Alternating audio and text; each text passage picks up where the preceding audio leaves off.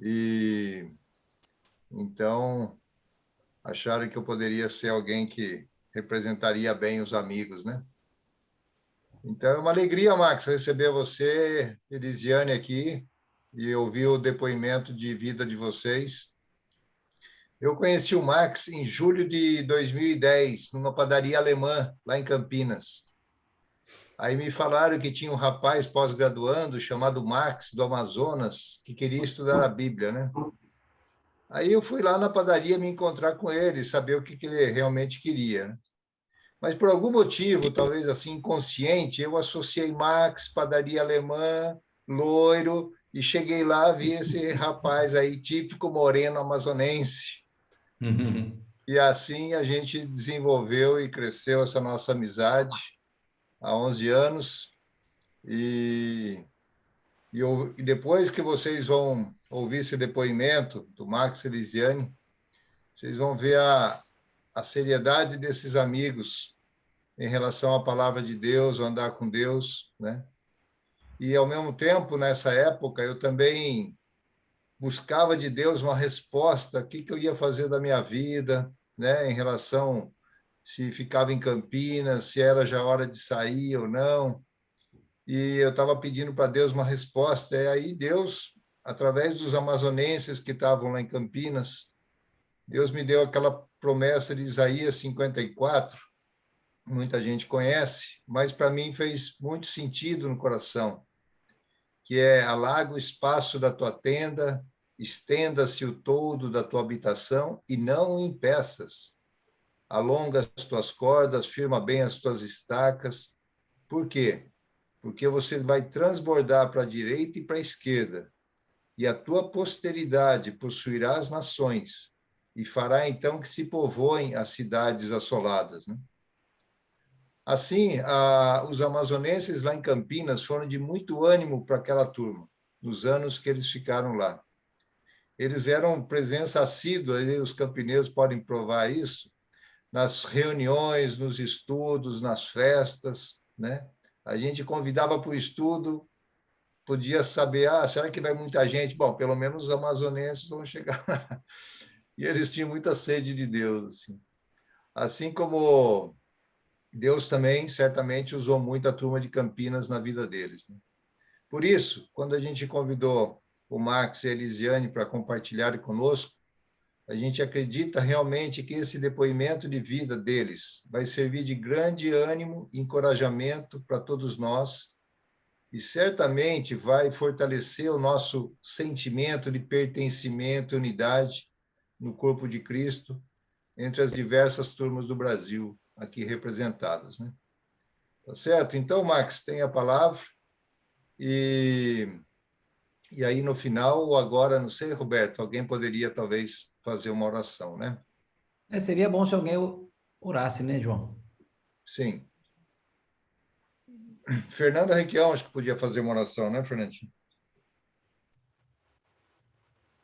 Tá no mudo, Fernando.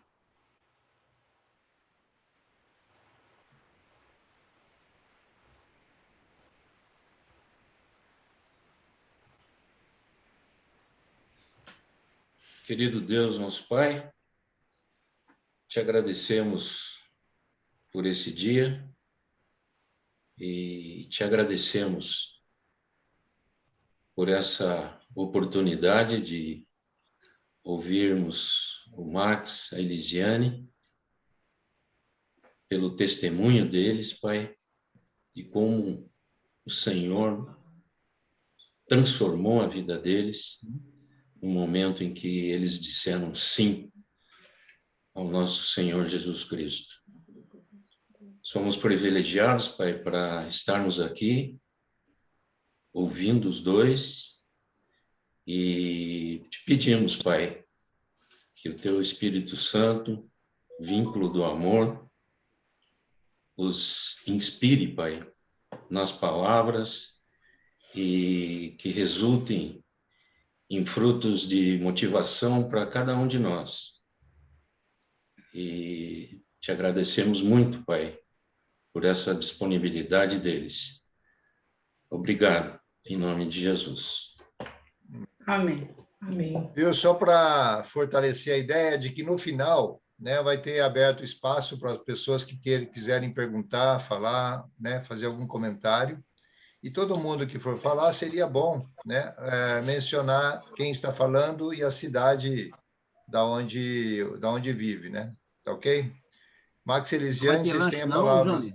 Não vai ter um Oi? lanche no final, não? Não vai ter um lanche no final?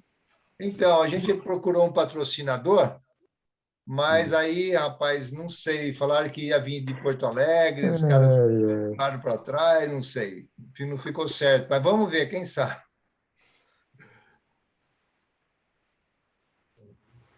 Gente, boa tarde aí a todos. Realmente, a gente tem que agradecer a oportunidade da gente estar aqui, a gente poder passar esse tempo aí, trocando uma ideia, compartilhando as coisas que Deus tem feito nas nossas vidas. Então, isso é um grande privilégio, é um prazer para nós aqui. Eu gostaria, então, a tela está compartilhada, eu vou passar aqui uma apresentação, ela fica um pouco mais dinâmica, não fique só nas minhas palavras, ok? Então, gente, essa aqui é a nossa cidade, né? Parintins. Parintins fica à margem direita aí do Rio Amazonas, a gente vê aí um pouco do Rio Amazonas. É uma cidade de 120 mil habitantes, é uma cidade que ela é muito bem espalhada, né? Bem horizontal, assim, nós não temos prédios altos, grandes aqui, e ela é esse estilo aqui da cidade onde a gente mora. Essa cidade fica no interior do Amazonas, né? A gente tem a distância dela para a capital Manaus aí representada pelo Teatro Amazonas, e Parintins ali pela figura dos dois bois, que é a nossa referência cultural.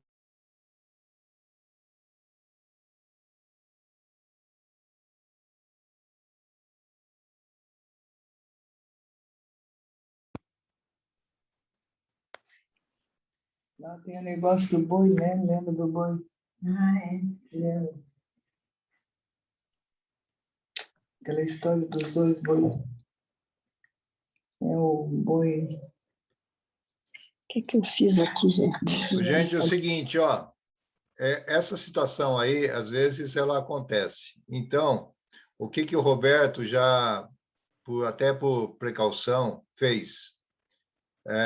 Ele gravou já essa apresentação com o Max, certo?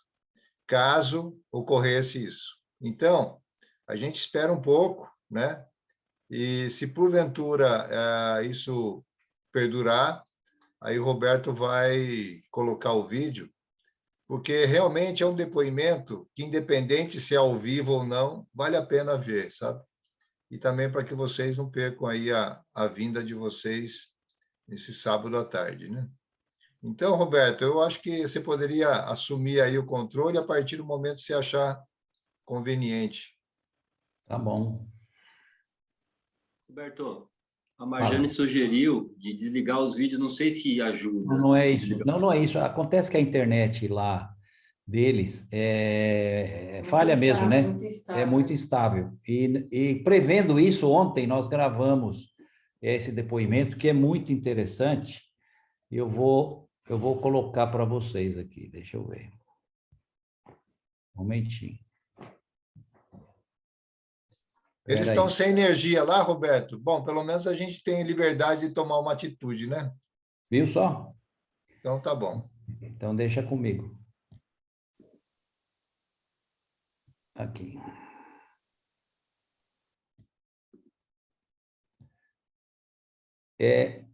Então, você pode fazer sua apresentação aí para a gente, tá bom? Obrigado. Ok. Bom, gente, primeiramente eu queria dar uma boa tarde aí para todos e desde já agradecer aí essa oportunidade da gente poder passar sempre junto, né? Agradecendo a Deus aí por nos dar esse privilégio de poder passar esse tempo e compartilhar algumas coisas que Deus tem feito nas nossas vidas aí. Então, eu vou começar a apresentação. Eu me chamo Marcos, né? Eu moro aqui no Amazonas, nasci, me criei, mas voltei a morar aqui em Parintins. Quero mostrar um pouquinho para vocês da minha cidade, né? Então, Parintins é essa cidade aí, uma cidade muito espalhada, uma cidade bem horizontal.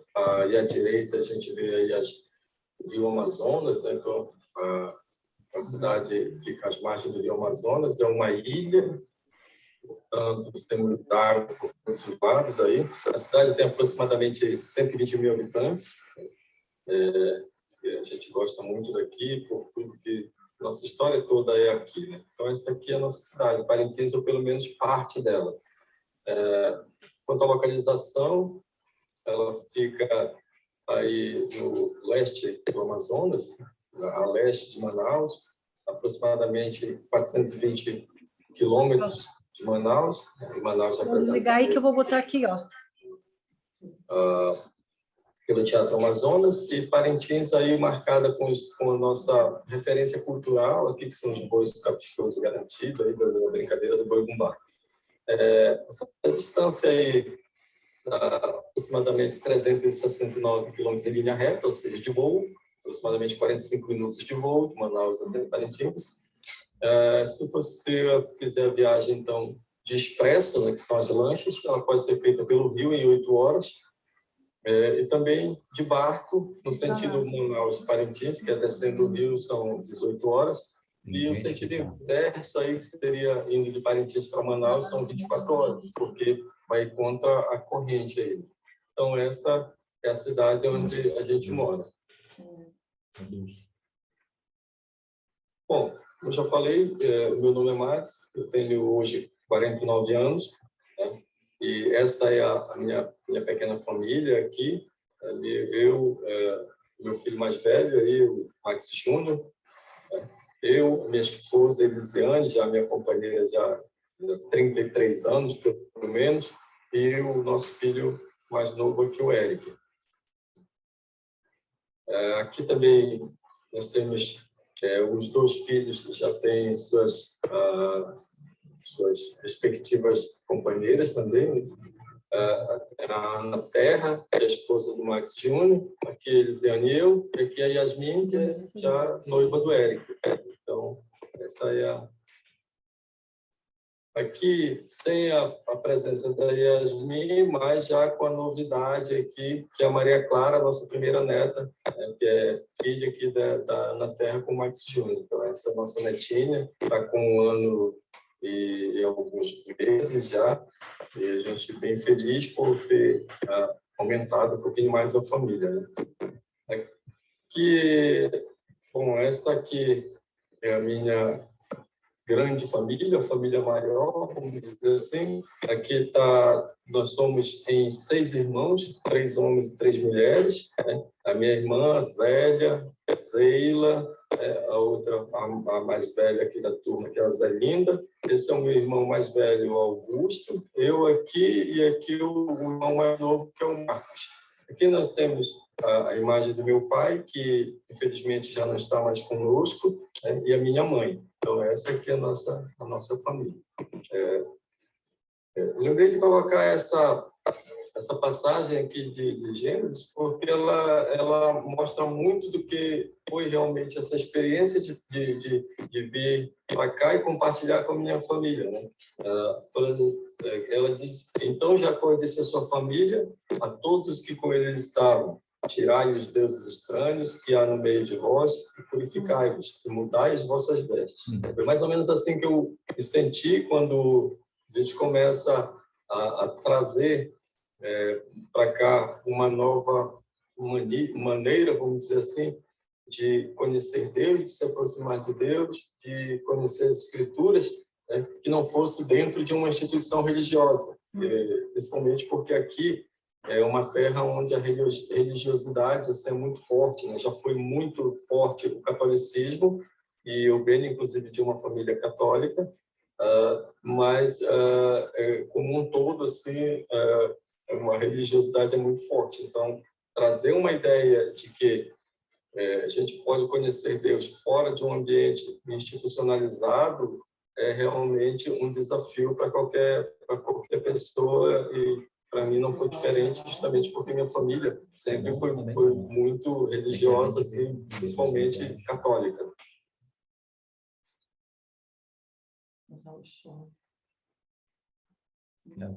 Aqui uma boa parte da família que tem cunhados, cunhadas, sobrinhos, filhos e tudo mais. Boa parte das pessoas que compõem a nossa família, mas claro que não estão todos aí, mas é uma amostra bem significativa da família que nós temos. E o intuito de compartilhar esse tempo aqui, justamente a gente vem sendo animado por essas passagens, né? E essa aqui é uma passagem que me anima muito sempre a falar dela, né? Essa é uma passagem de Daniel, no capítulo 4, versículo 2, onde o rei Nabucodonosor, depois de ter experimentado, né, como é conhecido Deus, ele achou realmente que era interessante, que era fazia parte de uma necessidade dele falar para as pessoas o que Deus estava fazendo na vida dele. Então ele escreve: pareceu-me bem fazer conhecidos os sinais e maravilhas que Deus, o Altíssimo, tem feito para comigo. Essa é a mesma motivação que eu tenho, né? Porque o que eu estou fazendo é que me parece que seja justo, né? Necessário também falar, compartilhar com as pessoas o que Deus tem feito na minha vida durante todo esse tempo. E que fique claro que esse tempo não é a história da minha vida, mas isso é a história do que Deus fez e está fazendo nas nossas vidas, principalmente, mais especificamente na vida da minha família, aqui como um todo.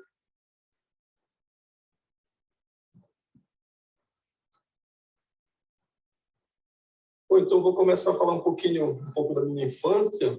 Aqui, essa imagem aqui sou eu e meus dois irmãos, né? No primeiro plano aqui a gente tem o Marcos, o Augusto, que é o mais velho, e eu aqui, o de boné vermelho, o mais próximo possível aqui da garrafa de café, né? Então, a gente está aí em cima de um barco, atravessando o Rio Amazonas. Ao fundo, a gente tem um pouquinho da cidade de Parintins e a gente está fazendo a travessia. É interessante porque quando nós éramos crianças, nós não, por razões aí principalmente da ocupação do meu pai, aconteceu o seguinte: meu pai trabalhava, nosso pai aí, né, trabalhava em um barco, em uma embarcação que fazia as viagens de Parintins para Manaus. Na época, essas viagens eram muito mais demoradas do que são hoje, né? Na década de 70, aí, o que hoje se faz em 24 horas, na época se fazia praticamente em 48 horas, só a ida. Então, essa viagem toda durava praticamente, era uma semana, e voltar era uma semana. Então, meu pai não conseguia ficar muito tempo na cidade. Então, o máximo que ele ficava era na madrugada de segunda-feira, mais ou menos 4 horas da manhã, 3h30, 4 horas chegava em Parintins, e 11 horas da manhã já tinha que viajar de novo. Então, eram horas que ele passava. E quem cuidava da nossa criação, da nossa educação, era minha mãe. Nessa época também, a Igreja Católica impunha muitas exigências assim para fazer batizados, né? Então, eles exigiam que para o batizado, além do casal, dos pais serem casados, eles teriam que acompanhar todas as reuniões de preparação para o batismo, que eram várias reuniões, e era obrigatório que acompanhasse. Não acontecendo isso, eles não batizavam. O que acontece?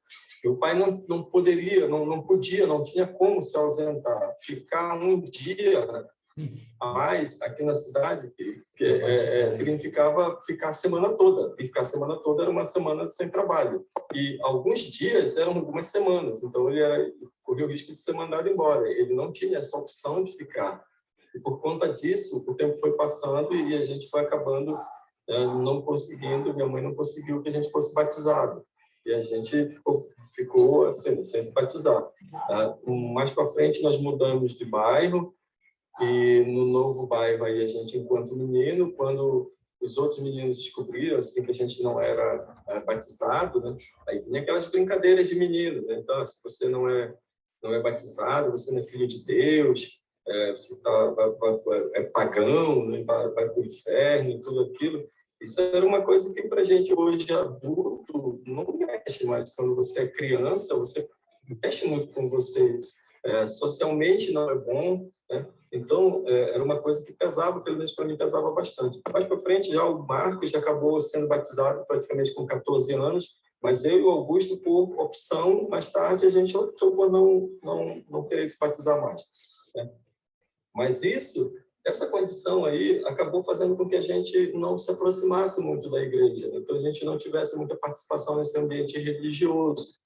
Então, era uma coisa que afastou a gente desse tipo de ambiente. Eu sempre fui muito afastado por conta disso. E aí, minha mãe, quando eu ainda era criança, me deu uma Bíblia, né? Minha mãe gostava e gosta sempre muito de ler, e eu também gostava bastante de ler. Então, ela me deu uma Bíblia e eu lia bastante essa Bíblia. Nem sem entender muita coisa, eu lia, mas meu objetivo principal era tentar matar minha curiosidade, né?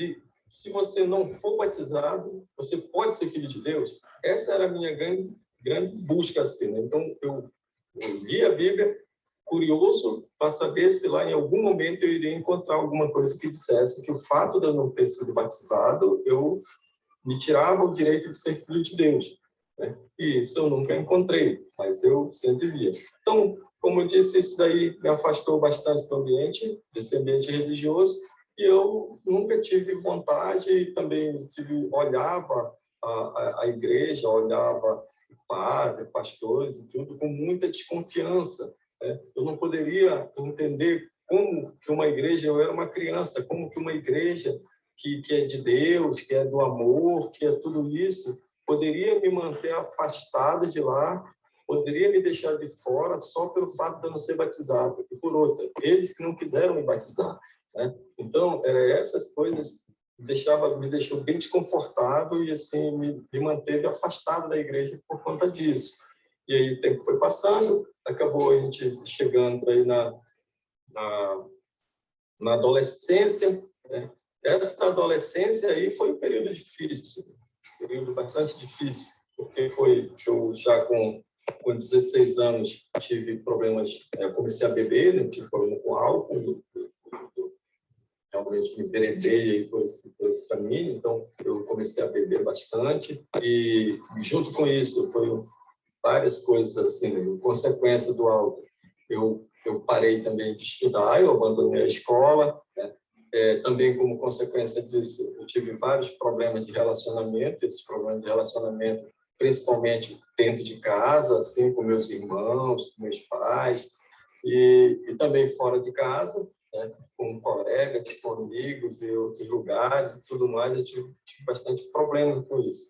O único lugar que eu não tinha problema era no meu trabalho, porque eu sempre eu trabalhava como serralheiro e soldador, né, em serralheria, e sempre não era problema nesse ambiente, porque, na verdade, praticamente todo mundo ali bebia, então eu não teria esse problema lá. E o tempo foi passando, só que o problema foi só aumentando, né? A única coisa realmente boa que ficou nessa época, que durou entre meus 23, entre os 16 aos 23 anos, 8 anos realmente muito difíceis, 8 anos em que Deus me livrou. Hoje eu já vejo, na época eu não conseguia enxergar, mas me livrou muito de muita coisa, né? Então, durante esses 8 anos, as coisas boas realmente que ficaram foi justamente que nesse período, com toda essa turbulência, eu conheci a Elisiane, a gente se conheceu, eu estava com 16 anos, ela tinha 14, a gente começou a namorar, e aí depois de uns 3, 4 anos, aí nasceu o Juninho, e nasceu em 1992, e em 94 nasceu o Eric. Ou seja, em meio a todo esse turbilhão de coisas, esses problemas que eu tinha com o alcoolismo e tudo mais, a gente ainda constituiu essa família, né? Então, a gente morava na casa do meu pai, com a minha mãe, num quarto, e com todo esse problema de convivência minha com meus pais, com meus irmãos, e o alcoolismo e tudo, e aí vieram as crianças. Isso aí foi realmente um período difícil, não só para mim, mas eu imagino que para a Elisiane foi muito mais difícil ainda, né? Porque ela tinha que encarar essa situação, ela tinha que conviver lá junto, ela não estava morando na casa dos pais dela, morando na casa dos meus pais, e tendo que, né, conviver com tudo aquilo que estava acontecendo durante todo esse tempo. mas o bom, assim, que, pela graça de Deus, ela também acabou que não me abandonou durante esse tempo. Então, isso durou, como eu falei, até os 23 anos, e os 23 anos realmente eu marco esse dia, no dia 5 de março de 95. Dia 5 de março de 95. Em 1995, o Eric estava com praticamente 3 meses que tinha nascido, Juninho com 2 anos e 3 meses. E esse dia aqui é um domingo, dia 5 de março, e é um dia muito especial para mim. Porque realmente esse dia foi onde, pela primeira vez, eu, em consciência, eu realmente ali em mim, certo do que eu estava fazendo, eu, pela primeira vez, conversei com Deus, né? Conversei com Deus. Por quê? Porque, simplesmente, na véspera, aí, no dia 4, no sábado, eu bebi muito, eu peguei um porre daqueles monumentais, assim, que me deu um branco, né? Então, eu andei por lugares que eu não lembro, conversei com pessoas que também eu não lembro, e eu só lembro no outro dia, quando eu acordei em casa, sem dinheiro, né? E eu fiquei muito assustado, porque eu não lembrava de nada. Eu passei praticamente 8 ou 9 horas, assim, como se fosse uma fita que tivesse apagado tudo desse espaço de tempo, de praticamente 9 horas, em que eu não lembro de nada do que aconteceu.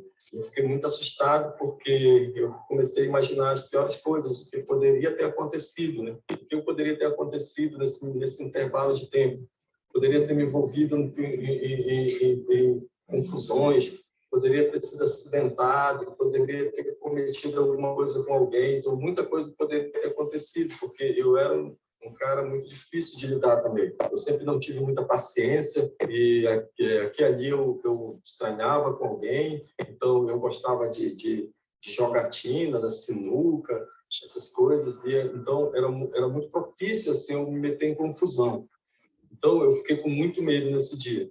Nesse dia, eu tive a impressão assim, de que realmente eu parei para pensar. Eu passei o dia inteiro deitado numa rede que tinha numa cozinha na casa do meu pai, uma cozinha que era coberta de palha, e ficava sempre uma rede atada lá.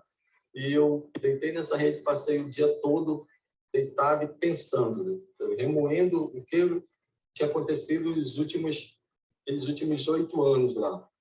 E aí eu pensava, o que eu fiz da minha vida, como é que eu permiti que isso acontecesse, que chegasse a esse ponto. Hoje, né, eu já estava com 23 anos, uma mulher que dependia de mim, com 21 anos, e 2 crianças, um com 2 anos e 3 meses e um com 3 meses. E o que seria deles? O que eu podia fazer? Mas a grande questão era que eu não queria parar de beber, mas eu precisava parar de beber, uma questão de necessidade. Eu não conseguia mais administrar aquilo. Então, eu precisava. Nesse dia, realmente, eu falei com Deus que eu precisava, e que eu precisava muito dele, porque eu sozinho eu não ia ter condições de fazer. Tanto que, nesse dia, tudo que eu falei para Deus, de tudo que eu me comprometi a fazer, eu nunca falei nem para minha mãe, eu não falei naquele momento nem para minha mãe, nem para minha esposa. Eu fui só entre eu e Deus, realmente. E assim foi, né? E isso, eu vendo depois essa passagem, né? Essa passagem do Salmo 18, lá, na minha angústia, eu invoquei o Senhor, gritei por socorro, meu Deus, ele do seu templo ouviu a minha voz, o meu clamor, eu entendo que realmente Deus me ouviu, né? Eu clamei de uma forma muito honesta com ele.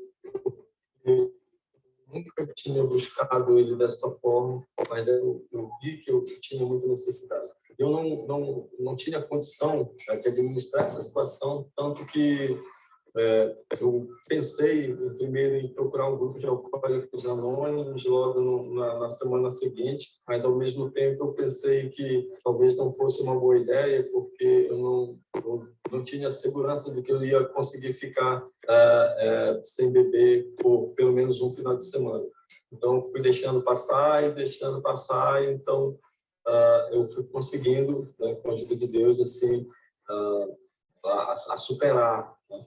E aí a outra passagem que diz assim, que do alto ele me estendeu a mão. Ele não só me ouviu, mas ele me estendeu a mão, me tomou, tirou-me das muitas águas, livrou-me do forte inimigo e dos que me aborreciam, pois eram mais poderosos que eu. Né? Então, só quem poderia realmente me livrar daquele inimigo, que era, no caso, o alcoolismo, que eram muito mais fortes do que eu. Só Deus mesmo para me tirar de lá. E ele, interessante assim, Deus me ouviu. Ele não só me ouviu, mas ele estendeu a mão e tomou as providências que deveriam ser tomadas, que eu não tinha condição de fazer. E então, essa foi a minha primeira experiência assim consciente com Deus. Eu vejo isso hoje. Na época, né, eu fiz tudo, talvez levado pela emoção também, pela necessidade. Mas essa foi a minha primeira experiência com Deus.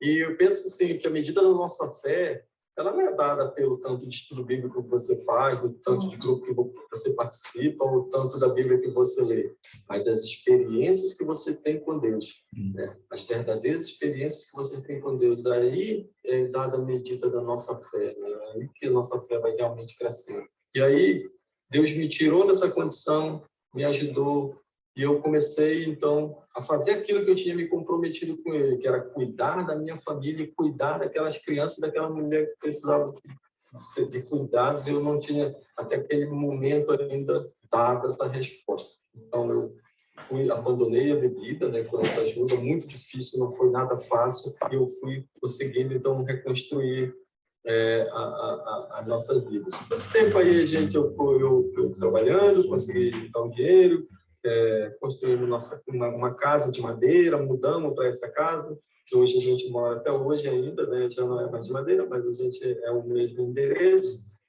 e a gente mudou, fomos criando as crianças e tudo, e Deus fazendo a parte dele, né? Eu não fazia ideia do que Deus estava fazendo, mas Deus sabia. Porque Deus, como ele fala em Jeremias, eu é que sei dos pensamentos que eu tenho a vosso respeito, diz o Senhor, pensamento de paz, não de mal, para vos dar o fim que desejais. Nem eu realmente sabia o que eu queria, mas Deus já tinha um plano e ele estava começando a agir. Então, ele me tirou daquela condição do alcoolismo, me deu um tempo para mim realmente cuidar da minha família, estruturar as coisas que eles precisavam e tudo mais. E aí começou novamente a outra fase.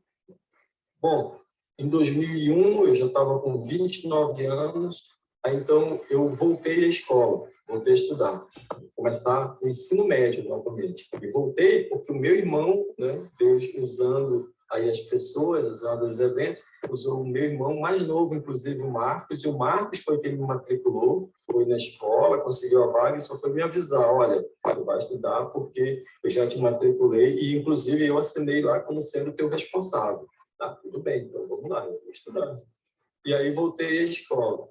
Já em 2004, eu já estava com 33 anos, aí eu entrei na faculdade, consegui entrar na escola, então foi abrindo a minha mente, a minha visão de futuro, e eu, puxa, por que não a faculdade? Né? Então, eu entrei na faculdade com 33 anos, fui fazer Química na UEA e continuando, trabalhava na minha serralheria, a gente tinha montado uma serralheria, inclusive era bem em frente à casa da minha mãe, e aí foi que, nesse tempo aí, estava tudo tranquilo, eu estava já estudando, fazendo faculdade, trabalhando, e Deus, então, está colocando aí um caminho, né, para eu seguir, mudando. Mal eu sabia, mas lá em 2001, Deus começa a realmente mudar toda a minha trajetória. Toda a minha trajetória, que sempre foi um cara de trabalho pesado, trabalho prático e tudo mais, já mudando a minha história, me colocando, voltando à escola, tomando outro rumo, né? Mas aí veio 2007. Lá em 2007, tem esse cara aí, esse meu tio, Jacaúna. Jacaúna era um sargento, eu acho que ele já era sargento da Polícia Militar, irmão do meu pai. Era um tio que a gente gostava muito, cara muito querido, muito tranquilo, conversador, alegre. Mas eu não tinha por costume conversar muito com ele. Assim, a gente conversava uma vez ou outra, mas a gente nunca foi sentar para conversar durante muito tempo. E num belo dia, lá um domingo, acho que foi no final de 2006, um domingo eu fui na casa do meu pai tinha um comércio, né? E a minha sardineria ficava bem em frente. Aí um domingo à noite eu fui na casa do meu pai e conversando com ele lá no comércio, esse meu tio chegou lá, né? Chegou lá, ou já estava lá quando eu cheguei, não lembro direito. Mas eu estranhei porque eu cheguei lá e ele estava muito barbudo, né? Com a barba muito grande assim. Eu nunca tinha visto ele com barbudo, porque ele sempre foi muito vaidoso, muito cuidadoso com a questão da aparência e tudo. E eu estranhei ele, inclusive aí eu fiz uma brincadeira com ele, né? Eu falei assim, ó, você estava preso? Aí ele falou, não, rapaz, é que eu estava de férias. Eu estava de férias e eu passei esses 30 dias aí lá no interior, na minha fazenda. Ele tinha comprado umas terras, montado uma fazenda e ele tinha passado esse mês todo lá. Então, aí ele falou, bom, como eu vou voltar amanhã, eu preciso me apresentar no hotel, eu estou voltando de férias, então eu vim aqui comprar um barbeador. E aí eu sentei lá e a gente começou a conversar e ele me contou, né? Me falou dos planos dele. Ele me falou o seguinte, olha, eu já comprei, eu estou com essa minha fazenda, está muito boa, muito bonita, tem não sei quantas cabeças de gado, tem não sei o que lá, não sei o que mais. Eu comprei agora um outro terreno, que eu vou montar uma outra fazenda lá. Eu vou passar não sei quantas cabeças de gado para lá. E no ano que vem, eu vou comprar um barco. Vou comprar um barco, que é para facilitar esse negócio de transporte e tudo. E tal. Daqui, no máximo, 2, 3 anos, eu vou me aposentar. Aposentando, a minha esposa também vai aposentar, e a gente vai embora para lá, para a fazenda. Eu quero lá saber de morar na cidade, né? Quero morar lá, meu gado, andando a cavalo, passeando e tudo, cuidando das minhas coisas, então está tranquilo. Eles só tinham uma filha de 12 anos, que estava estudando, e estava tranquilo, tudo era muito próximo da cidade. E, poxa, legal, ele me contou tudo isso. Eu vim para casa, inclusive contei para minha esposa. Eu falei, olha, muito legal, o Jacaúna tem um plano perfeito aí, cara. Ele já tem uma fazenda, está fazendo outra, vai comprar um barco, daqui a 2 anos se aposenta, vai embora na fazenda dele, que é vida melhor, cara, fazendo queijo, tomando leite, passeando de cavalo, tudo. Legal, perfeito. Bom, o tempo passou e no início do ano, passou acho que um mês e pouco, dessa conversa, no início do ano lá, num dia, não sei o certo qual foi o dia, a esposa dele estava no banheiro, ela infartou no banheiro, caiu, bateu a cabeça, teve traumatismo craniano e morreu praticamente na hora, a esposa dele. Meu tio sentiu muito o baque, né, dessa perda, porque, como eu falei, era só ele, a esposa e uma filha de 12 anos. E ele sentiu muito essa perda aí. Um dia passou mais acho que um mês e pouco, 2 meses, por aí. Cheguei na casa da minha mãe cedo, para ir para a minha serralheria, que era bem em frente, para tomar um café. Eu perguntei pelo meu pai, e ela falou assim, ele não está, ele está para o hospital. Aí eu estranhei, o que ele foi fazer no hospital? Ele falou, não, ele foi lá porque o Jacaúna sofreu um acidente ontem à noite de moto. Ele foi lá. Tá. Eu achei que fosse alguma coisa simples, assim, uns arranhões, alguma coisa do tipo. Bom, eu fui passando mais tarde, lá pelas 10 da manhã, a minha mãe falou assim, olha, eu acho que o negócio foi meio sério, porque liguei para o teu pai agora e ele falou que possivelmente está vindo um voo de Manaus, da PM, para levar ele para Manaus. Falei, cara, então o negócio foi um pouco mais sério do que a gente pensou, né? Bom, eu vim almoçar em casa, porque como uma cidade pequena, né, a gente ainda tem esse privilégio de intervalo para o almoço, você vem em casa, almoça, troca de roupa, toma um banho e tal, e volta para o serviço à tarde. E assim eu fiz. Eu voltei à tarde, aí eu estava lá na serralheria sentado, conversando com meu irmão mais velho lá, com o Augusto. A gente estava conversando sobre muitas coisas, e a minha mãe atravessou de lá, da casa dela para a serralheria, e falou assim, olha, peguem a moto e vão no hospital agora ver o pai de vocês. Aí eu fiquei, o que aconteceu com ele, né, com o meu pai? Aí ela falou, não, com ele nada, mas eu estou com medo que aconteça alguma coisa com ele. Porque o tio de vocês acabou de falecer, né? Então, o tio Jacaúna tinha falecido naquele momento. Aquilo na minha cabeça desabou como uma bomba, assim, porque eu poderia ter pensado muitas coisas naquele momento, mas a única coisa que eu pensei foi o seguinte: nós não temos controle de nada na nossa vida. Há uns 3 meses, mais ou menos, ou um pouco mais, esse homem tinha me contado todo o plano dele e era o plano perfeito. Um plano que onde tinha uma fazenda, ia ter uma outra, ia ter um barco, aposentadoria e uma vida maravilhosa e feliz. 3 meses e pouco depois, 4 meses, faleceu a esposa, faleceu ele, deixou uma menina órfã de pai e mãe, uma menina de 12 anos órfã de pai e mãe.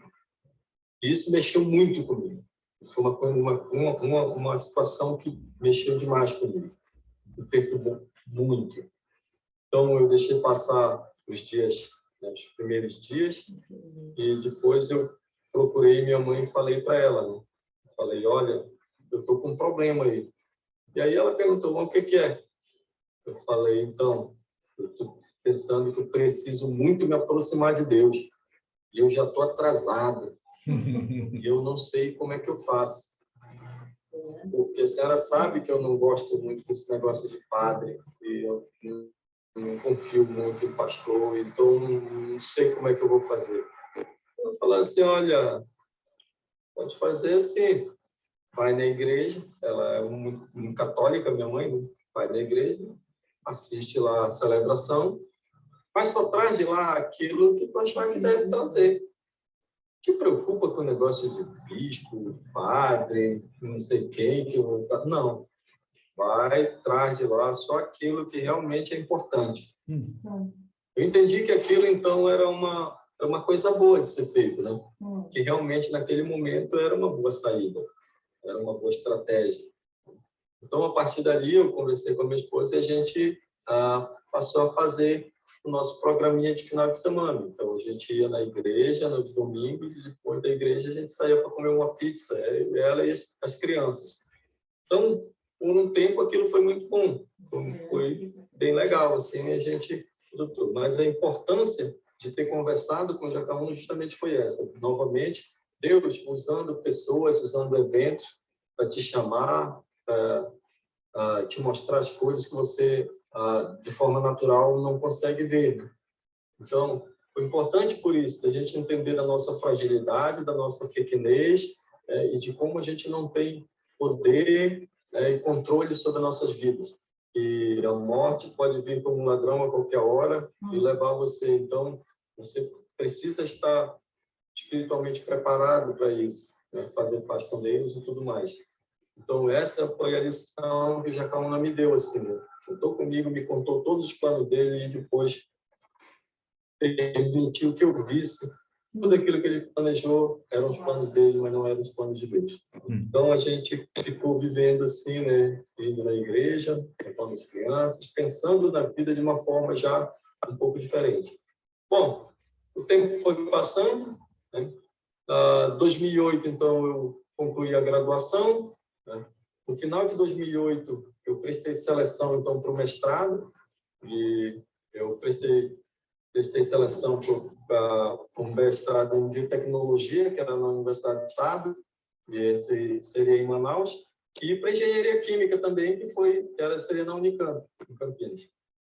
Eu fui aprovado nas duas seleções, e olhando assim, né, que eu, com a idade que eu já estava, 37 ou 38 anos, com a idade que eu estava, com os filhos que eu escolheria no máximo Manaus, porque ficaria mais próximo. Mas eu não sei, nem eu sei explicar direito por quê. Eu acabei abrindo mão de fazer em Manaus e fui fazer e me inscrevi na Unicamp. Me matriculei para fazer mestrado na Unicamp. E aí, minha esposa concordou, né? Meus filhos também, com graças a Deus, concordaram. E concordaram dessa forma, de que eles ficariam bem, eles na idade que estavam, uma idade perigosa aí da adolescência, não iriam dar trabalho, iam cuidar das coisas deles, que deveriam cuidar. E do ano de 2009, então, a gente começou, eu e os colegas, né, daqui que passaram, começou a fazer o curso em Manaus, né? As disciplinas, algumas disciplinas foram dadas em Manaus, os professores vinham da Unicamp para Manaus, e lá eles ministravam a disciplina de forma condensada, né? E aí foi praticamente o ano de 2009 assim. Aí em 2010 a gente teve que ir para Campinas porque eram as outras disciplinas mais específicas e a parte experimental de laboratório que a gente teria que fazer já lá na Unicamp, né? E aí, então, no 25 de fevereiro de 2010, a gente acabou chegando em Campinas, né? Fomos para Campinas, então eu e os colegas que foram daqui de Parintins e outros que foram de outros lugares do Amazonas, né? A gente chegou aí em Campinas e fomos morar em 8, em uma única residência lá, que a gente acabou alugando para morar. Bom, já chegando lá na Unicamp, em 2010, eu fui para o laboratório e conheci esse casal, né? Igor e Yara Brasolini. É claro, esse garotinho aí, o bebê aí, o Bernardo, filho deles não existia na época, eles estavam não casados há muito tempo. E cada um, o Igor estava terminando o doutorado e a Yara estava há um ano, mais ou menos, de terminar o doutorado. E eu chegando para fazer o mestrado. E a gente começou, nós trabalhávamos num único espaço, né, num único andar, onde era dividido para 3 laboratórios, para 3 orientadores. Então, ela era de uma professora, o Igor era de uma outra orientadora e eu era do outro orientador, do Everson. Mas todo mundo tinha um espaço que era comum, ali o espaço de estudo, o espaço do café, e a gente convivia bastante. Aí a gente foi se conhecendo, foi se aproximando, né? E nos tornamos muito amigos, assim. E lá um dia, já passado aí uns 4, 5 meses que a gente já se conhecia, a Yara um dia perguntou, né, se eu tinha algum interesse de estudar a Bíblia, né, conhecesse mais, assim, porque eles participavam de um grupo que eles estudavam, se reuniam assim como amigos para estudar a Bíblia, mas não era vinculada a nenhuma instituição religiosa. Aquilo eu achei muito da hora, assim, puxa, era tudo que eu esperava, assim, que eu queria, porque eu queria conhecer Deus, me aproximar de Deus, ter um ambiente assim, mas eu tinha minhas restrições lá com a igreja institucional. E aí eu disse que eu topava e tudo. E eles, na época, já reuniam com o pessoal da Marta Melindrone e da Martinha, onde se juntavam muitos alunos da Unicamp, muitos jovens lá. Então, ele iria falar com ela para ver se ele conseguia me encaixar lá em algum dos grupos. Bom, não conseguindo, então, me encaixar em um dos grupos, eles Marta apontou o João, né? Apontou o João. Então, foi aí que eu conheci o João Libardi, né? A princípio só o João, depois Lu e Elisa, mas conheci o João em julho de 2010, lá pelo dia 25, mais ou menos, de julho. A gente conversou, se encontrou numa padaria e a gente conversou bastante, contei um pouco da minha história para ele, tudo. E aí ele perguntou, né, se eu topava, se eu estava disposto. Eu disse que acho que sim, né, que seria legal, que eu queria conhecer. E aí, durante todo esse processo, né, de estar conhecendo as pessoas, eu falava com a minha esposa, olha, conheci alguém assim, me convidar para um grupo assim, né? E ela sempre falou, ó, vai lá, né, vai lá, vê lá, se tu acha que deve ir, olha lá. E aí, se tu gostar, se tu achar que vale a pena, que é legal, tu continuar. Se não, tu também tem liberdade de não participar mais. Eu falei, não custa nada. E aí eu conheci o João, e quando eu conheci o João, a gente conversou bastante, e me pareceu ser um cara muito legal, que deixava a gente à vontade, tudo. E, inclusive, ele perguntou, você já tem carona para ir para o pai? Eu falei para ele que eu gostaria de me juntar aí um dia, mas só que não poderia ser naqueles dias, porque eu já estava com uma viagem marcada em Parintins. Eu viria no dia 2 de agosto e ficaria aqui até o dia 14 ou 15, mais ou menos, de agosto. Era a primeira viagem que eu estava vindo depois de eu ter ido para Campinas. Então, eram 6 meses depois de eu ter ido. Eu estava vindo aqui fazer uma visita.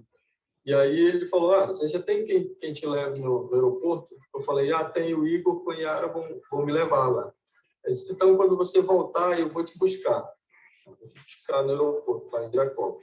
Eu falei, tá bom. Ele falou, me avisa aí, só manda aí por e-mail os detalhes do voo, aí eu vou lá te buscar. Beleza, ficou assim. Então, quando eu voltar, a gente sempre conversa aí, planeja, tá bom. E aí eu vim, conversei com a minha esposa, ela disse, vai lá. Eu disse, eu vou lá, recebi convidado, vou participar, vou ver como é que é, e vou informando aí. Beleza. Quando eu estava aqui em Parintins, aí o João me escreveu aí um e-mail, perguntou, bom, e aí, você não vai, manda aí, não esquece de mandar os detalhes do voo e tal. E eu falei, esse cara tá me zoando, ele não vai me buscar. Cara, primeiro, o voo que eu ia, ele saía 1h20 da manhã de Manaus, ele chegava 10:06 em Campinas, 10:06 da manhã. Cara, agosto, frio pra caramba. Esse cara não vai me buscar. Eu falei, mas também vai desencargo de consciência, né? Ele pediu, eu vou mandar, até por educação.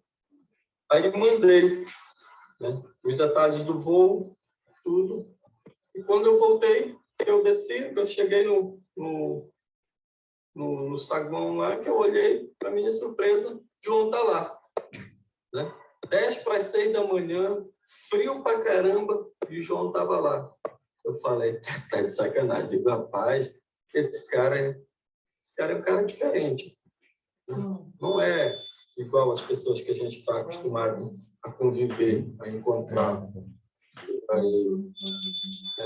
E aí, a gente saiu, poxa, beleza, a gente conversou, tomou um café, e aí a gente acertou, aí eu já estava mudando de casa também, porque a gente estava entregando a casa que a gente tinha alugado de forma coletiva, e estava cada um indo para um lugar. Então, fui para uma kitnet que morava, que era bem próximo da Unicamp, e aí o João foi lá, me levar lá, e aí ele acabou me dizendo assim, olha, vamos acertar o dia aí que a gente vai se reunir, mas eu queria te convidar para um churrasco que vai ter no domingo, né?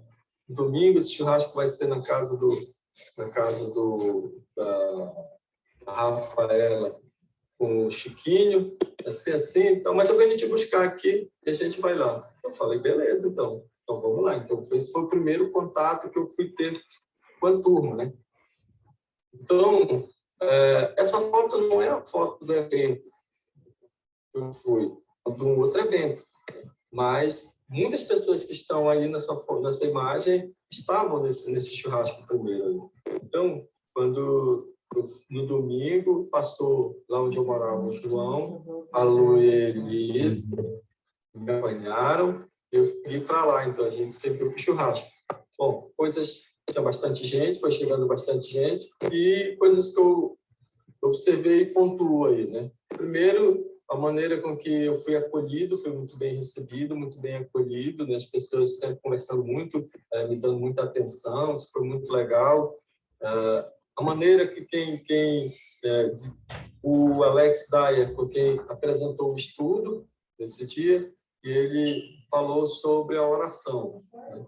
E eu fiquei super impressionado assim, com a maneira com que ele falou, né? Com que ele explicou, com que ele desenvolveu o tema, de uma maneira muito leve, muito tranquila, muito acessível e muito contextualizada, né? Não falando da oração como Davi orava, como Jacó falou com Deus, não, mas como você faz isso nesse tempo que é agora, né? Não contextualizando sempre. Então, eu achei muito legal essa maneira muito leve, muito tranquila de poder conhecer as escrituras, conhecer o que estava lá. Isso me chamou muita atenção. Mas mais chamou atenção realmente foi a maneira com que as pessoas se relacionavam. As pessoas que chegavam, realmente, a relação que eles tinham uns com os outros, foi uma coisa que eu nunca tinha visto em outro lugar. Foi uma experiência realmente nova para mim. Na hora, eu não entendi muito o que aquilo queria dizer. Eu fui entender depois, porque eu já estava estudando a escritura.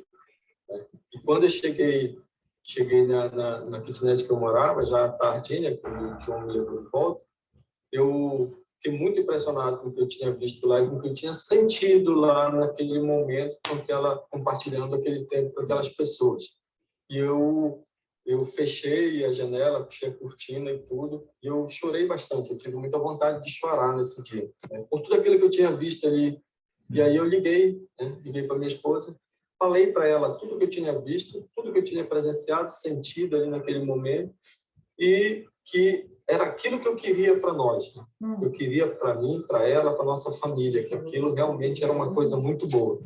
Mais para frente eu fui entendendo o que aquilo estava, eu fui encontrar aquilo que eu vi nessa passagem de João 13, 34, 35. Esse novo mandamento eu vos dou, que vos ameis uns aos outros, como eu vos amei. A vós, uns aos outros, vos amei. Nisto, vos conhecerão que sois meus discípulos, que vos amais uns aos outros. Quer dizer, era isso que eu tinha visto lá, essa relação de amor que demonstra que é a marca principal do que é um cristão, né? O amor que a gente vê um pelo outro. A gente tem que ter um pelo outro. Essa é uma marca de um cristão que qualquer pessoa, ao ver, vai reconhecer. Não é a maneira com que se veste, não é a maneira com que fala, não é a maneira com que carrega, a maneira com que ora, mas a maneira com que você se relaciona, a maneira da sua relação com o outro, o amor. Essa é a marca principal de um cristão, né? E nisso, todos vão nos reconhecer como discípulos de Cristo. Então, isso foi o que eu vi lá. E fiquei realmente muito impressionado, né? Então, daí para frente, eu tive várias conversas por telefone. Assim como eu comecei a fazer estudos, eu, num grupinho aí com o João e o Leandro Pettinari, nós três, e aí a gente se reunia na terça-feira, todas as terças-feiras fazíamos estudos e tudo, e eu ia contando para minha esposa como é que a coisa ia andando, o que eu tinha aprendido, o que a gente tinha visto e tudo mais, e também com a minha mãe. Eu compartilhava com a minha mãe ao telefone também, né, contando para ela. E aí, aos poucos, eu fui tendo essa ideia de quando eu viesse nas férias, a gente, em algum momento, abrisse a Bíblia aqui em Parintins, né? E assim a gente fez. A minha primeira viagem que eu vi de férias, então, a gente, né, essa também não é a imagem da primeira vez que a gente reuniu, mas o mesmo a cozinha da casa, né? Então, lá a gente reuniu pela primeira vez, não lembro do tema que a gente falou, não lembro de muita coisa, mas eu sei que a gente abriu a Bíblia pela primeira vez em 2011, no final de 2010, início de 2011, aqui em Parintins, na casa da minha mãe, e a gente compartilhou sobre muitas coisas, sobre as escrituras, e uma das coisas que me marcou muito desse primeiro encontro foi quando eu cheguei no outro dia lá, ela me falou que meu pai tinha falado para ela, né? E ele fez o seguinte comentário: eu nunca tinha visto ninguém falar da Bíblia como eu vi o Max falar ontem. Pô, isso me deixou realmente, foi uma coisa que me marcou, porque meu pai também não era um cara muito dado a coisas da igreja, né? Então, isso foi uma coisa que me animou bastante, né? E aí tudo bem, voltei para Campinas, né? E aí começamos de novo a conversar com meus amigos de Parintins, outros de Manaus e tudo. E um a um desses amigos começaram a participar da turma, né? Foram um a um, foram chegando, foram se entrosando e tal. E nesse meio tempo, eu conversei com o João um dia, né? E falei assim: João, eu queria muito poder compartilhar as escrituras com outras pessoas. Como você faz, como tem outras pessoas do grupo da turma que faz. Aí eu queria, então, que você me ajudasse nisso aí, me ajudasse a me preparar para isso, né? Me ajudasse a desenvolver aí para a gente pra realmente conseguir ajudar outras pessoas. Pô, o João, muito disponível, né? Muito solícito também. Eu disse, cara, então beleza, então vamos fazer esse um a um aí, eu vou te ajudar. E começou a me ajudar, né? A gente tinha encontros frequentes, eu comecei a participar de outros grupos que ele me levava, E aí a primeira coisa que ele falou, então, ó, vamos fazer assim, esse grupo aí de amazonenses, aí, de parentinenses, então tu vai tomar frente dele agora, tu vai coordenar esse grupo. Então, assim, a gente acabou montando um grupo lá, né, que eram muito mais pessoas que essas que estão aí, mas a gente tinha mais pessoas, né, e a gente começou a estudar a Bíblia com esse grupo de parentinenses. Esse grupo de parentinenses, daí, eles sempre estavam muito envolvidos com a turma. Todos os eventos da turma eles iam, tudo, participavam bastante. E a gente tinha esse grupo que funcionava aí na casa do casal aqui, Débora e Aderaldo, e a gente reunia aí para estudar a Bíblia, e eu fiquei coordenando na frente desse grupo. E também, nesse meio tempo, o João conseguiu que eu fizesse bastante viagens, assim, para conhecer outras pessoas, para participar de eventos da turma. E isso é importante, assim, conhecer pessoas como o Oswaldinho, como o Aldo, né? E toda essa galera, assim, que a gente foi conhecer, Vilásio, foi conhecendo, era muito animador, porque cada lugar que a gente foi, Porto Alegre, Florianópolis, tudo a gente foi, a gente tinha sempre, eu vinha de lá com aquela ideia, com aquele pensamento de que realmente o reino de Deus ele é muito maior, que a gente faz parte de uma coisa muito maior do que aquele grupinho lá, que essa ideia do reino realmente ela começa a se materializar, né? Então isso era muito animador, você saber que em vários lugares do Brasil pessoas estão com o mesmo intuito que você, orando por pessoas, orando pela salvação de pessoas, orando para Deus, pedindo tudo mais, né? Conhecendo Deus de formas, buscando Deus nas Escrituras e tudo mais. Então, isso durou bastante tempo e isso durou vários anos, né? Por os anos que a gente ficou aí, que eu fiquei em Campinas.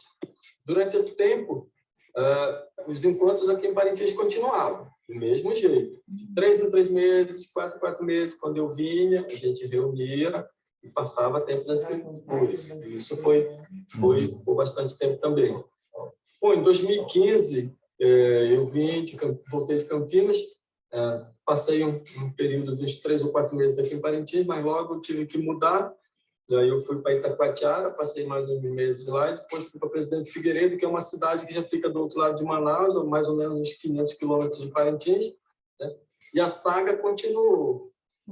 Eu trabalhando lá e vim aqui para Parintins de 2 em 2 meses, 2 meses e meio, e a gente reunia, estudava a Bíblia, estudava a Bíblia, e aí voltava. E lá eu consegui também estudar a Bíblia, abrir a Bíblia com algumas pessoas, com pessoas, inclusive, de dentro do Instituto. Eu trabalhei no IFAM, né? Instituto Federal do Amazonas. Então, um casal de bibliotecários lá que a gente abria a Bíblia com eles toda segunda-feira. Isso foi uma coisa boa também do tempo que eu tive lá. O fato é que quando, a penúltima viagem que eu vi aqui em Parintins, que eu ia voltar e já ia terminar o meu contrato, eu tive uma conversa com a minha irmã mais velha, né? A Zelinda. E a gente conversando, é interessante como Deus realmente usa as pessoas e usa os eventos para comunicar as coisas para você, né? E a gente conversando, eu estava muito nessa ideia, né, de, poxa, preciso prestar um concurso, né, para garantir o emprego. Então, eu estava começando a olhar possibilidades de concurso no Brasil todo. E aí, eu conversando com a minha irmã, perguntei dela, como é que vocês estão aqui, a questão como é que estão na fé. E aí ela me falou o seguinte, olha, sabe que quando tu está aqui, a gente consegue, né, reunir, a gente consegue abrir a Bíblia, ter esse tempo aí, pô, é muito legal. O problema é que a gente vai embora, né? Quando tu vai embora, não fica ninguém para tocar as coisas, e ninguém ainda não se manifestou. E aí a gente acaba que a gente dispersa tudo, né? Não consegue reunir quando tu não está por aqui e tal. E aí eu fiquei realmente muito pensativo nisso, né? Eu fiquei muito pensativo. E pensando nisso, eu entendi esse lance da descontinuidade, né? Esse lance da descontinuidade, ou seja, há uma ruptura enquanto estava aqui, não que fosse eu, mas quando eu estava aqui, a gente conseguia reunir, quando não, as pessoas... E aí eu estava vendo essa passagem lá em Juízes, né? Ele está contando a parte em que, dessa transição. Então, ele fala, faleceu também Josué, filho de Nun, servo do Senhor, com a idade de 110 anos. E sepultaram no termo de sua herança, em Timnaeres, no Monte Efraim, para o norte do Monte Gaás. E foi também congregada toda aquela geração a seus pais, e outra geração após ela se levantou, que não conheceu o Senhor, nem tampouco a obra que ele fizera a Israel. Então fizeram os filhos de Israel que era mal, os do Senhor, e serviram a Eu fiquei pensando o que foi que aconteceu aí nesse intervalo, como é que de uma geração para outra os caras pisaram na bola com Deus. Simplesmente houve a tal da descontinuidade. Uma geração passou que não foi transmitido para ela o conhecimento de Deus. Não foi transmitido para ela quem era Deus e tudo que ele tinha feito. Ou seja, alguém que era da responsabilidade de passar os ensinamentos de Deus para a próxima geração, alguém não fez a sua parte. E o que eu entendi? Que era o que estava acontecendo.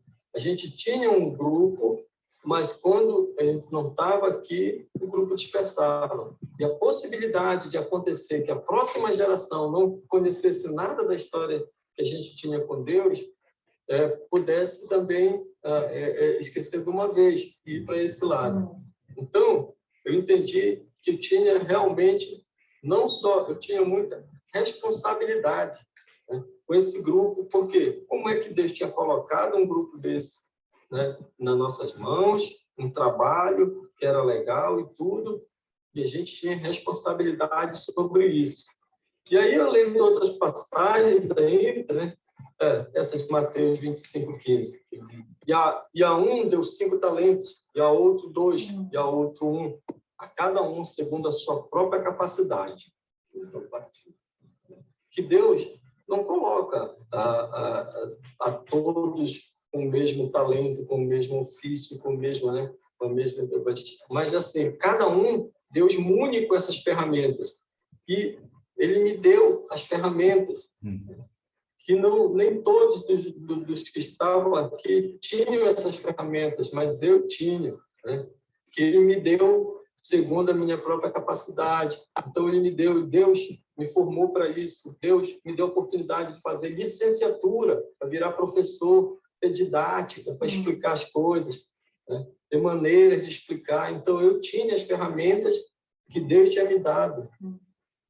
Então, e mais do que isso, a outra passagem de Lucas. Aquele, porém, que não soube a vontade do seu Senhor e fez coisas indignas de reprovação, levará poucos açoites.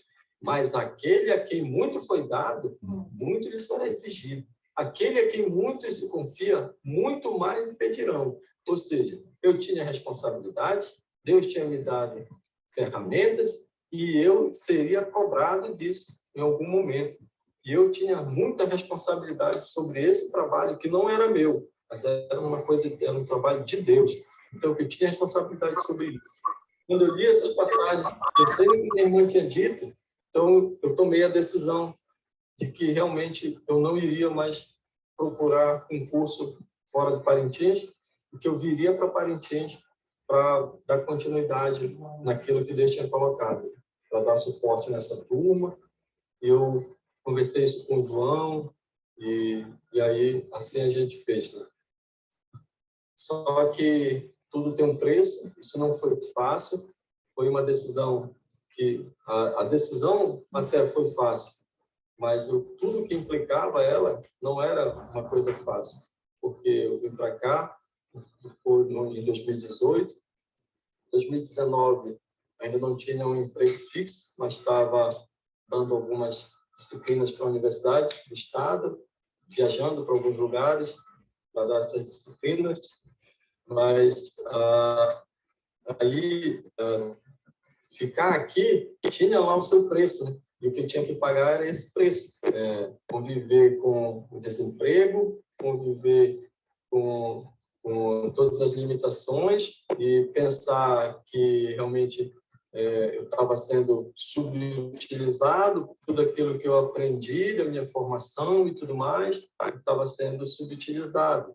E isso não foi uma coisa fácil. Chegou em 2020, aí a gente entra com pandemia, né? Parou tudo, financeiramente ficou um pouco mais apertado, as viagens da UEA foram todas canceladas, os grupos tiveram que ser interrompidos porque eram todos presenciais, e aí acabou também que logo no início da pandemia a gente acabou perdendo meu pai também na Covid, e isso tudo são condições que vai empurrando você para perguntar o seguinte: será que eu fiz a escolha certa, né? Será que era isso mesmo que eu tinha que fazer?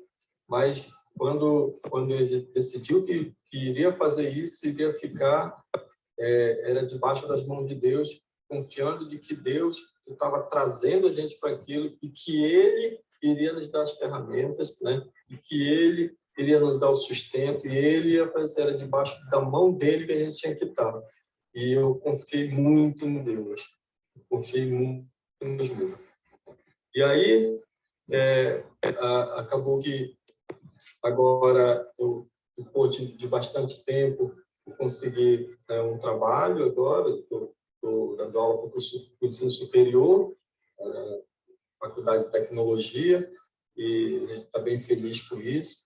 Nossos grupos estão voltando para os grupos presenciais, estamos aí também se rearranjando com a questão de horário, porque agora também tem um horário de trabalho que é fixo, e aí eu tenho que rearranjar os horários, mas tem sido isso. As respostas que Deus tem dado para nós têm sido sempre positivas, né? E principalmente nos momentos de tribulação, Ele tem dado a resposta que a gente entende que seja correta, nos dado força para perseverar, né? Então Ele tem perseverado nisso aí também. E boa parte dessa história aí, uma boa parte dela está nesse material, nesse artigo aí que foi o Roberto mesmo que escreveu aí, que está no site dos navegadores, né? Conta um pouco dessa nossa saga aí, e a ideia que eu tenho é essa, né? Que a seara realmente ela continua grande, né? E que são precisos sempre mais trabalhadores. Então, a gente está nessa fase aqui de retomada dos grupos, e também tentando detectar quem dentro do grupo consegue fazer o trabalho, né? Também para ajudar. Né? A gente está também com planos de agora sair um pouco, não sair, mas expandir um pouco, sair da nossa característica que sempre foi ser um grupo bem familiar, né? Familiar, e a gente está querendo atingir pessoas também de fora da família, que é o que a gente está pretendendo. Nós formamos um grupinho aí para planejar e tentar fazer isso, e é o que a gente está almejando de agora para frente.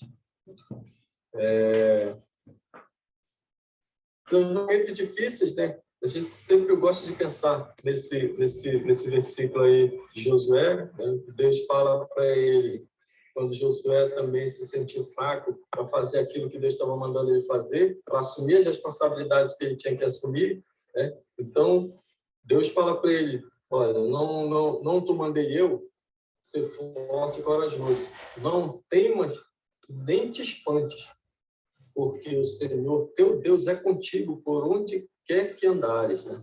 Então, esse sentimento que a gente tem sempre de que Deus, Ele vai estar com a gente, porque é um trabalho que não é nosso, é um trabalho dele, nós apenas estamos envolvidos, né? E a gente é muito grato por poder estar envolvido nisso, né? No trabalho que é de Deus, e que Ele vai cuidar da gente durante essa caminhada. Ninguém disse que vai ser fácil, ninguém está dizendo que é fácil, mas que é muito prazeroso servir o universo. Então, a mensagem que a gente deixa seria essa, né? aceite o desafio que Deus colocou em suas mãos. É o que nós aceitamos. A gente aceitou esse desafio e está debaixo da graça dele aí, lutando, né, permanecendo firme na fé. Eu agradeço todos os nossos irmãos aí do Brasil, todos de fora do Brasil, que sempre mandam mensagens e nos mantêm firmes aí, né, inabaláveis, né, sempre realmente focados naquilo que precisa ser feito. Então, por isso que a gente é muito grato a Deus, muito grato a todos vocês aí, todas as pessoas que sempre que não nos conhecem, mas que um dia que quiserem conhecer, já sabem onde fica, e a gente vai estar aqui de braços abertos. A gente agradece muito, quero agradecer muito pela oportunidade. Muito obrigado.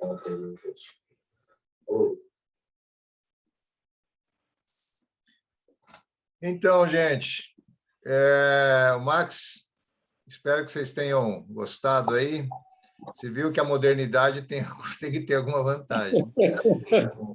E o Max parece que já está aí online. Eu não sei se ao vivo ficaria melhor que a gravação, mas a gravação foi bem boa, hein? Então, Max e Elisiane, por favor, vocês assumam aí as pessoas que quiserem fazer perguntas, observações, checar se ao vivo é diferente, se é melhor ou pior, se é verdade ou não. Por favor, fique à vontade aí. O Max, aqui é o Aldo falando, aqui do outro lado do país. Aldo. Você lembra de mim? Nós nos conhecemos lá em Campinas. Lembro, jamais irei esquecer de você, meu amigo. Cara. Olha, eu queria felicitar você, a Elisiane também, por terem assumido e terem tido a disposição de dar um presente tão especial para nós hoje. Pode crer, isso que vocês passaram foi muito longe e vai muito mais longe ainda. Fiquem firmes naquilo que vocês estão fazendo. Mesmo quando os cabelos branquear, não precisa parar, tá? Eu sou prova viva disso, viu? Verdade, cara. Grande abraço, cara. Foi um grande prazer ter conhecido você. É um prazer imenso a gente poder estar revendo você aí, né? Que coisa boa. Realmente, pessoas como você são inesquecíveis, cara. Não tem como passar das nossas vidas sem ser lembrado sempre. Sempre um grande prazer. Prazer mesmo. Obrigado, assim como vocês, tá? Vocês agora estão no Brasil todo. Quando vierem para cá, tem uma casa aqui para vocês esperando, os dois, tá? Maravilha, obrigado. Não tem só uma, tem várias, tá? Opa! Legal. Ganhei a mãe de uma menina da turma, mas ela está participando. Elisiane, é o Fernando Requião de Valinhos. Tudo bem? Tudo bem. Eu queria ouvir um pouco de você. Resumidamente, se você puder, também o testemunho de você. Então, como o Max falou, e sempre a gente coloca em nossas orações, né? Conhecer João, assim, foi um grande elo, né? Um elo para ligar toda essa turma, que eu já conheço várias pessoas também, né? Viajei algumas vezes com o Max também, e é muito proveitoso. E, com a graça de Deus, nós estamos sempre firmes, né? A turma aqui, ela é pequena, né? Mas é muito louvado a Deus, né? O caminho que estamos trilhando, né? E por todas essas bênçãos alcançadas, né? Que Deus tem dado para nós, né? Somos uma família muito pequena, mas uma família unida, né? E recebemos essa bênção desde o primeiro momento também que o Max tomou a decisão de deixar a bebida, né? Deixar o vício, né? E como todos sempre comentam comigo e falam, né, amor, que ele poderia ter qualquer tipo, de algum tipo de relacionamento que não era muito bem com a família, alguns amigos, mas comigo, assim, ele sempre foi uma pessoa muito boa, né? Inclusive, ontem mesmo eu comentei com ele, nós tínhamos uma tia que passou a morar aí em Florianópolis, né? E ela passou uns 3 ou 4 anos aí e chegou recentemente. E nós fomos na casa dela e ela me falou: minha filha, eu sou muito feliz por você, pela paciência que você teve com o seu esposo, porque isso sim foi uma paciência, né? E uma bênção de Deus. E eu sempre fui muito paciente com o Max, em tudo, né? Conheci ele, eu tinha 14 anos, então prometi para mim mesmo que quando eu conheci Max e ia construir uma família, eu só ia separar dele quando Deus, né? Quando eu cumprisse a minha missão aqui na Terra. Eu não casei para eu me separar, eu não casei para desestruturar qualquer família, e sim para firmar, né?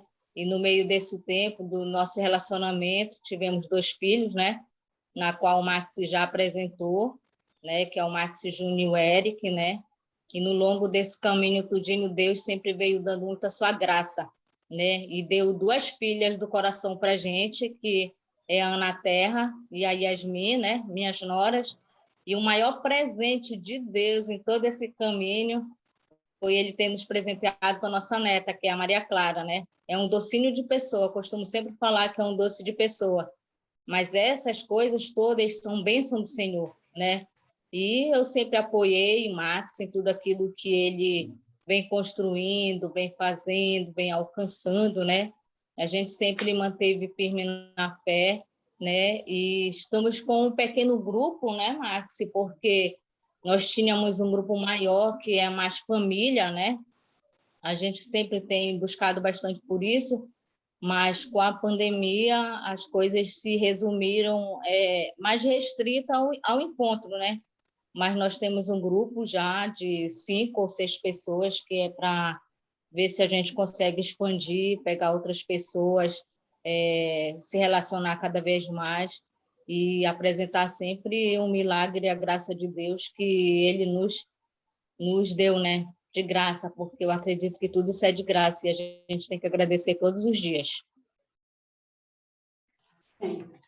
A sua atitude foi fundamental. Eu desde o começo que ele começou a falar, e lá que vocês estavam casados, ele com 23 anos, e que ele perguntava para você sempre acolhendo ele, apoiando ele. Eu acho que isso, mesmo quando ele foi falar para você, quando ele conheceu o João e convidou para estudar, isso foi muito joia ouvir dele falar de você, que você vai lá conhecer. Muito bom, muito bom. Você está de parabéns com o Senhor. Obrigada.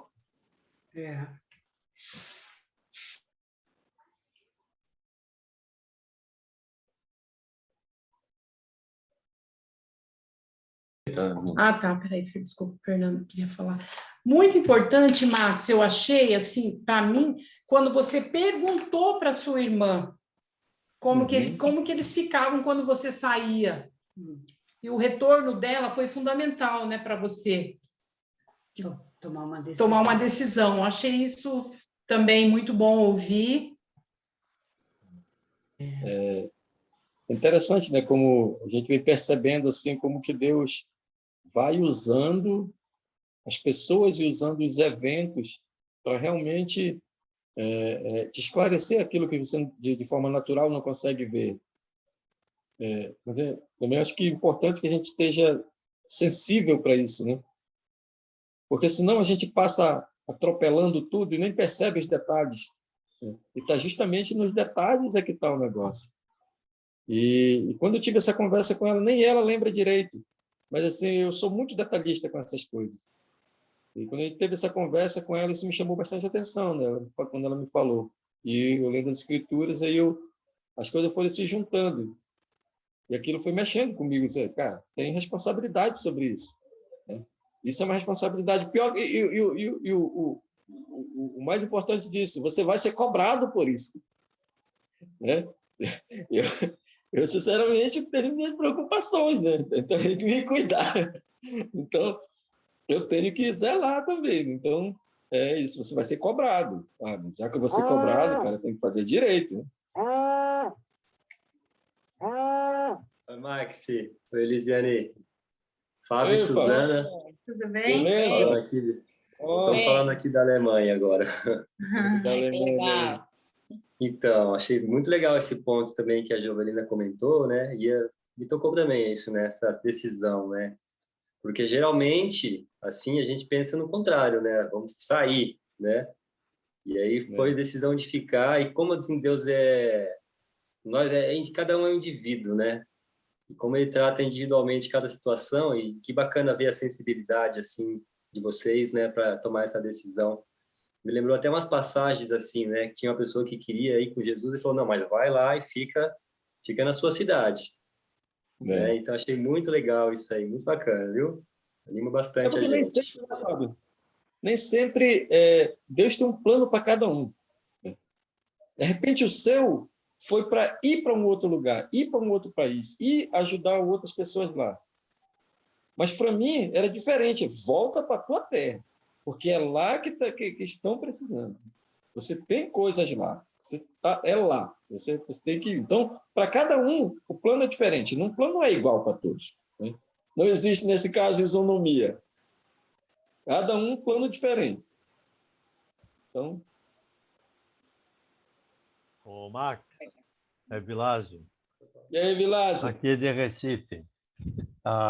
Toca bastante a gente de ver o teu foco, olhando para Deus e confiando que é Ele quem faz.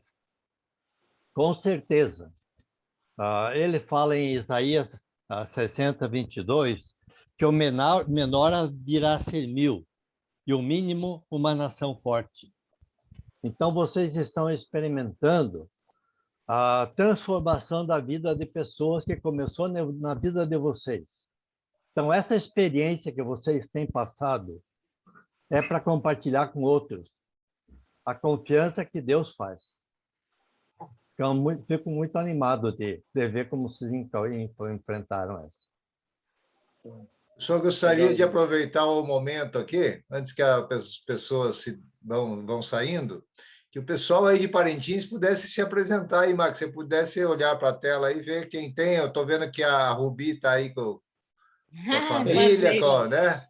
Depois o Eric parece que está por aí, então seria legal eles serem conhecidos também. Beleza, então, mas eu também eu peço para eles que dêem um alô aí, liguem aí o vídeo, se apresentem, o pessoal aí. É que eu estou no celular aqui, então não estou conseguindo ver quem está. Né? Cadê o Eric? Cadê a Rubi?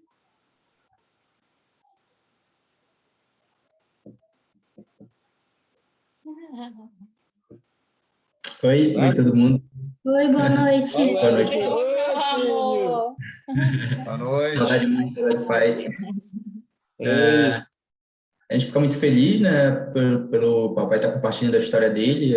Alguns aqui do grupo já conhecem, mas como ele mesmo fala, se ele contar a história dele para o carroceiro, talvez o burro chore. Então, assim, Deus tem tocado no coração dele, né, alguns anos atrás, e ele compartilhou esse momento conosco e tem introduzido toda a família dentro do estudo bíblico.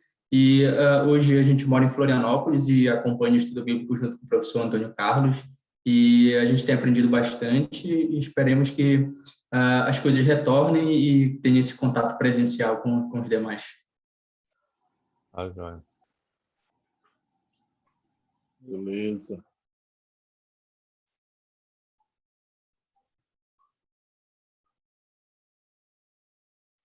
Oi.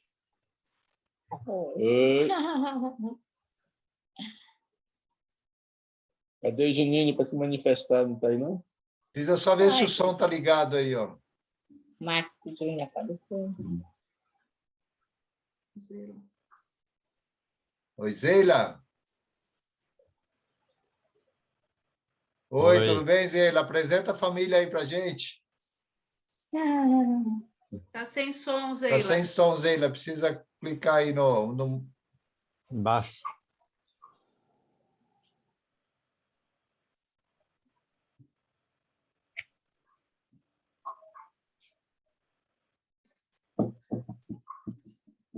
Não, por algum motivo não deu aí.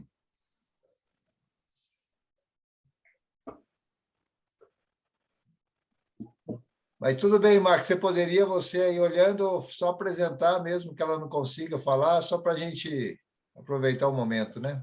Mas é que eu não estou vendo aqui, eu não consigo ver aqui tá quem bom. é que está lá.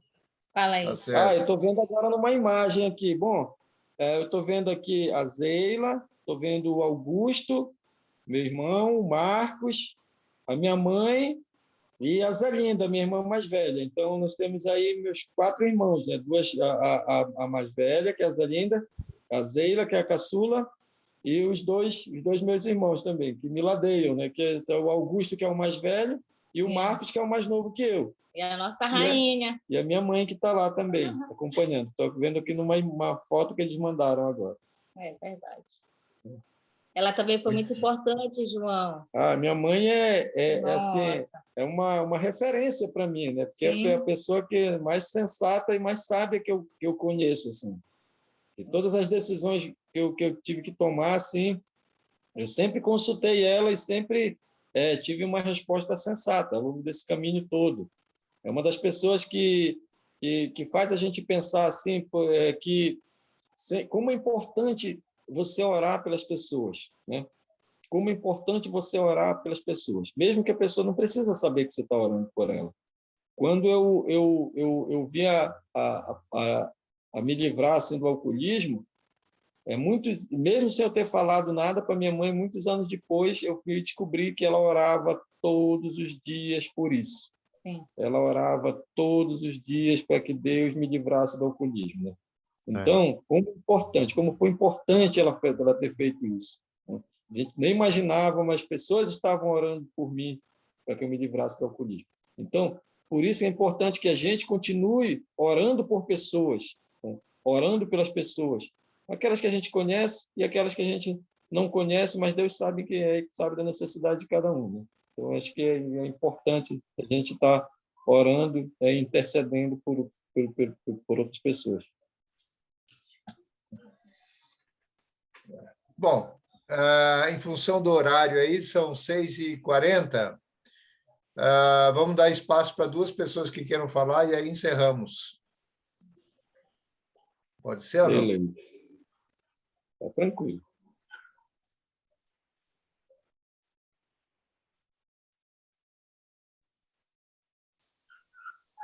Vamos lá. Muito bem. Também não precisa falar, né? Não é ajudar a velhinha a atravessar a rua, ela não quer ajudar, não quer atravessar. Bom, mas enfim, o objetivo maior assim de chamar o Max Elisiani foi para dizer o seguinte: esse movimento chegou aqui, né, através de pessoas que ouviram a Deus 58 anos, né? E assim foi descendo, foi subindo, né? E a gente nunca sabia como que poderia chegar no norte. Chegou lá. A gente fica pensando o que nós devemos fazer em relação ao centro-oeste e as outras regiões do Brasil. É orar, né? Orar para que Deus, né? E também eu vejo que a importância, sabe, de se sentir parte, né? Então, assim, que cada um que está aqui se sinta motivado também de manter contato lá com o Max, Elisiane, o pessoal de Parintins, né? Quem sabe ir lá um dia na festa do boi, conhecer, né? Faz uma descida de barco lá, 18 horas, é uma boa experiência. Enfim, quando a Lu e eu estivemos lá, foi uma das melhores coisas que a gente realmente investiu na vida, assim. Porque uma coisa é você falar com alguém, outra coisa é você conhecer onde ele vive, onde ele mora, sua família, e realmente isso fez diferença. Bom, então é isso. Então, espero que o objetivo tenha sido alcançado, todos saiam daqui motivados. Obrigado, Max, Elisiane, e obrigado a vocês aí de Parintins. Obrigado a nós aí, cara, pela oportunidade. Um abração a todos aí. Com Deus. Um abraço. Boa noite. Boa noite. Boa noite. Boa noite. Obrigada. Muito obrigado, Boa Max. noite.